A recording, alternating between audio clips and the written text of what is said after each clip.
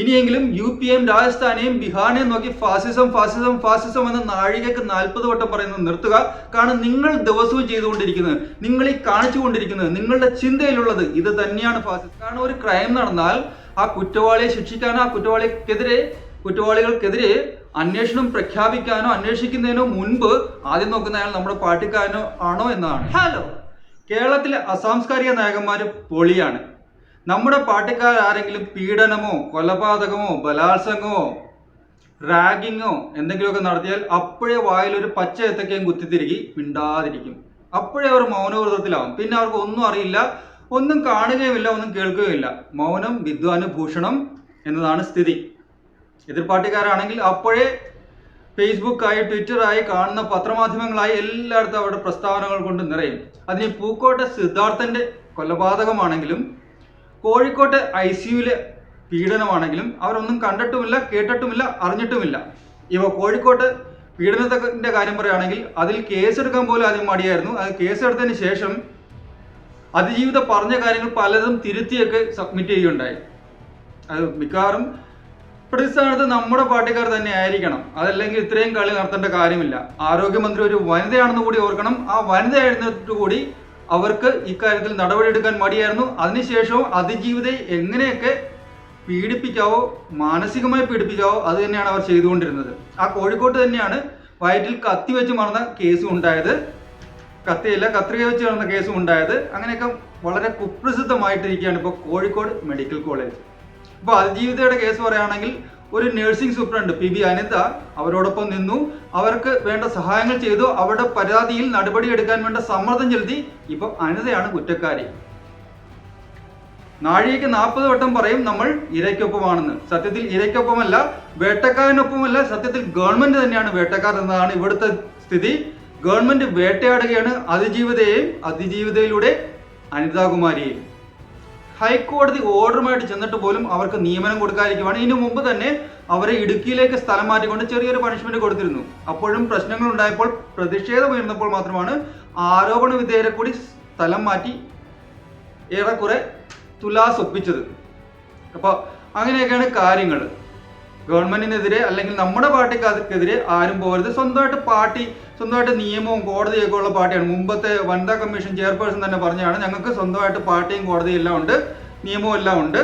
അപ്പോൾ എനിക്കെന്തെങ്കിലും പ്രശ്നം വന്നാലും, അതായത് എന്നെ ആരെങ്കിലും പീഡിപ്പിച്ചാലും ഞാൻ പാർട്ടിയിലേക്ക് പോകത്തുള്ളൂ. കാരണം അവിടെ തീവ്രത കളക്കുന്ന ബാലൻജിയും ശ്രീമതിജിയും ഒക്കെ ഉണ്ട്. അവർ തീവ്രത അളക്കും. വലിയ തീവ്രതയുള്ള അല്ലെങ്കിൽ ഒന്ന് ശാസിച്ചു, അല്ലെങ്കിൽ പരസ്യമായ ശാസന കൊടുത്ത്, പരസ്യമായ ശാസന എന്ന് വെച്ചാൽ ഇതിൽ കൂടുതൽ ഒന്നും വരാനില്ല. തൂക്കുകയേക്കാൾ വലിയ ശിക്ഷയാണ് പാർട്ടിയെ സംബന്ധിച്ച് പരസ്യ ശാസന. അന്ന് പരസ്യ ശാസന കിട്ടിയവരൊക്കെ ഇപ്പോൾ എവിടെയാണെന്നോ എല്ലാവർക്കും അറിയാം. അപ്പോൾ പരസ്യ ശാസനയൊക്കെ കൊടുത്ത് ഒതുക്കും. അപ്പോൾ അതിജീവിതയുടെ കാര്യത്തിൽ അതിജീവിതയെ സപ്പോർട്ട് ചെയ്തുകൊണ്ടാണ് അനിതാകുമാരിക്ക് ഇപ്പോൾ, അല്ലെങ്കിൽ PB അനിതയ്ക്ക് ഇപ്പോൾ ഇത് നേരിടേണ്ടി വന്നത്. ഇപ്പോൾ കോഴിക്കോട് ICU പീഡനത്തിന്റെ കാര്യം എടുക്കുകയാണെങ്കിൽ അതിജീവിതയെ സപ്പോർട്ട് ചെയ്തു എന്ന മാരകമായ കുറ്റമാണ് നഴ്സിംഗ് സൂപ്രണ്ട് PB അനിത ചെയ്തിരിക്കുന്നത്. അതുകൊണ്ട് അവർക്ക് ജോലി കൊടുക്കാനേ പാടില്ല. ഹൈക്കോടതി ഉത്തരവായിട്ട് വന്നാലും നമ്മൾ ജോലി കൊടുക്കത്തില്ല. നമ്മുടെ പാർട്ടിക്കാർക്കെതിരെ ആര് തിരിഞ്ഞാലും നമ്മൾ ജോലി കൊടുക്കത്തില്ല എന്നാണ് തീരുമാനം. അല്ലെങ്കിൽ നമ്മുടെ പാർട്ടിക്കാർക്കെതിരെ ആര് തിരിഞ്ഞാലും അവർ ഒറ്റപ്പെടുത്തി ആക്രമിക്കും. പൂക്കോട് സിദ്ധാർത്ഥന്റെ കേസിലും കുട്ടി നേതാക്കന്മാരായിരുന്നു കുറ്റവാളികൾ, അതല്ലെങ്കിൽ അതിൽ ഉൾപ്പെട്ടിരുന്നത്.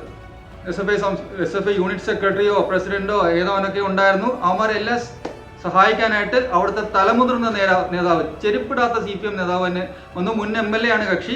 ഇപ്പോൾ നിന്നെങ്കിൽ ഇപ്പോഴും ജയിച്ചതിന് എന്തായാലും വലിയ സംഭവമായിട്ടുള്ള നേതാവാണ് കക്ഷി. അദ്ദേഹം വന്നിരുന്നു. ഇലക്ഷൻ എടുത്തതുകൊണ്ട് അവിടെ നേരെ ചൊവ്വേ കളിക്കാൻ പറ്റിയില്ല. അല്ലാതെ ഇപ്പോഴും അവരന്മാരൊക്കെ വെളിയിലിറങ്ങി സുഖമായിട്ട് കറങ്ങി നടന്നേനെ. കാരണം പോലീസിന്റെ അന്വേഷണം അങ്ങനെ തന്നെയായിരുന്നു.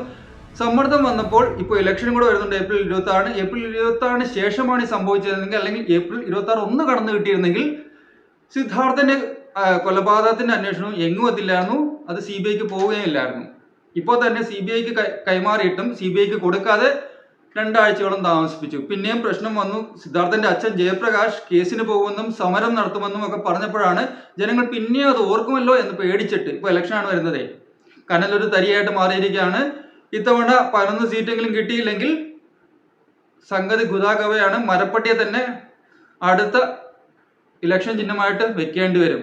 അതിന് ക്ലിഫ് ഹൗസിൽ ആവശ്യത്തിന് മരപ്പട്ടി ഉണ്ടെന്നാണ് മുഖ്യമന്ത്രി തന്നെ പറയുന്നത്. അതിന് ഒരെണ്ണത്തെ എടുത്തവർക്ക് ചിഹ്നമാക്കി മാറ്റാം എന്തായാലും.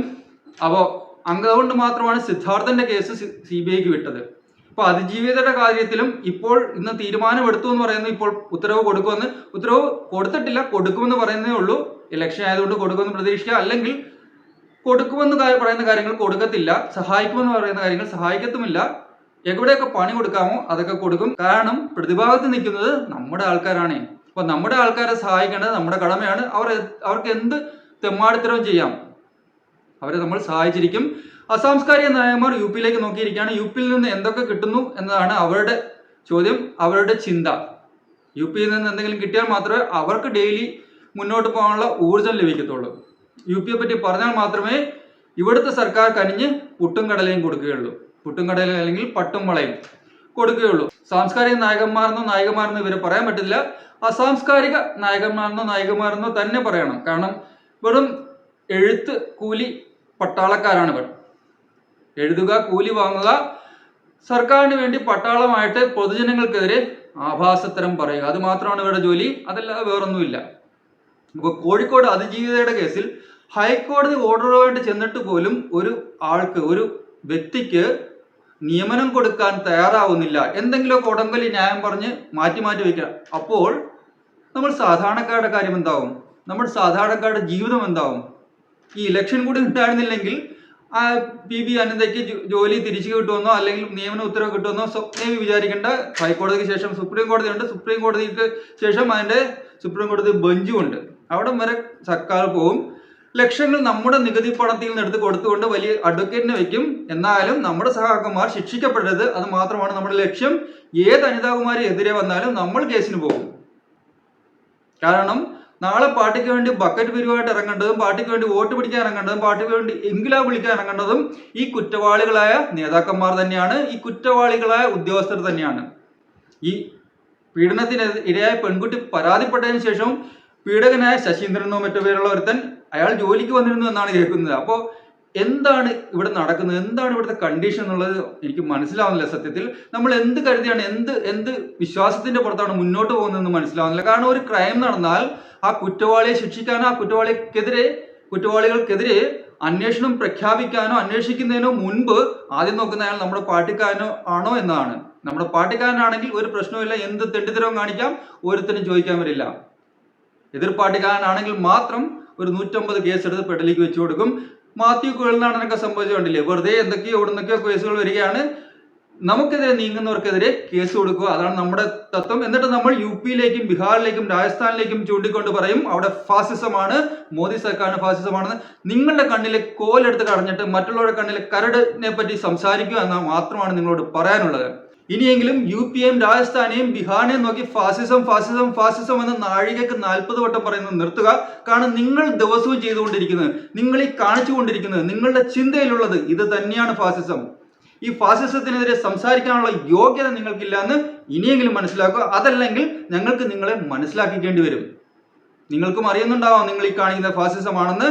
അതിനെ വെള്ളപൂശാൻ അല്ലെങ്കിൽ ഞങ്ങളെ തെറ്റിദ്ധരിപ്പിക്കാൻ നിങ്ങൾക്ക് കഴിയില്ല. കാരണം ഇപ്പോഴത്തെ ജനത, ഇപ്പോഴത്തെ തലമുറ, ഇപ്പോഴത്തെ ജനങ്ങൾക്ക് കാര്യങ്ങളെല്ലാം മനസ്സിലാവുന്നുണ്ട്. എല്ലാവർക്കും എല്ലാ വിവരങ്ങളും കിട്ടുന്നുണ്ട്. എല്ലാ കാര്യങ്ങളെയും പറ്റി വ്യക്തമായ ധാരണയുമുണ്ട്. Thank you.